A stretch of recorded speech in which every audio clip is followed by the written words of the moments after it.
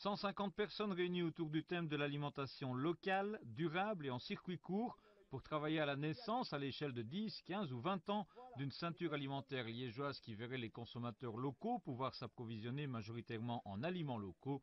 C'était ce mercredi à la caserne Fonck. Parmi les participants, des agriculteurs, des distributeurs, des groupements d'achat, des transformateurs, mais aussi des chercheurs universitaires et des agences de développement économique. Les profils ne se limitent pas à quelques bobos écolos convaincus.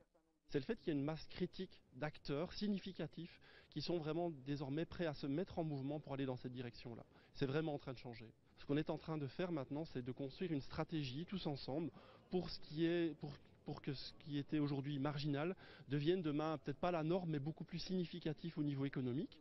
Érigès, la régie communale de Serein, est présente. Son projet Gastronomia prévoit de transformer un ancien hall industriel en un espace centré sur l'alimentation.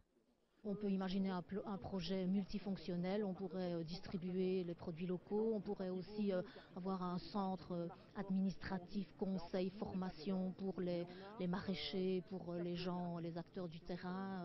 Donc c'est ça que nous, en tant qu'opérateurs publics, on est intéressés par l'avis des acteurs du terrain.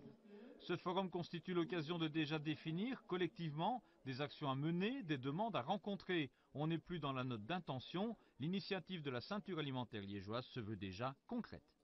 Par exemple, pour l'instant, on se rend compte qu'il y a une grosse demande en matière de production locale, de circuits courts, et les producteurs ont du mal à répondre à toute cette demande. Donc la priorité actuellement, ça va être de produire des producteurs. Outre la qualité de l'alimentation ainsi produite et des gains effectifs en termes d'environnement, l'initiative se veut porteuse de redynamisation économique et de création d'emplois non délocalisables. Des témoignages allemands et français sont venus attester que des projets similaires ont produit ces effets-là. Les Liégeois ne sont en effet pas les seuls à promouvoir cette approche de la question de l'alimentation. Il y a notamment toutes les questions de Food Council. Donc ce sont des institutions qui ont été créées par la ville de Toronto par exemple, ou Vancouver, ou Bristol en Angleterre, qui permettent à la communauté, à la ville, de s'interroger vraiment de manière très spécifique sur la question alimentaire. Et souvent ce sont des institutions qui, même si aujourd'hui sont faites en coopération avec la ville, ont été nées ou sont nées des initiatives comme celle-ci. La ceinture alimentaire liégeoise est une démarche collaborative et citoyenne dont le budget sera assuré par le financement citoyen, pour la part non couverte par des fonds publics, notamment européens.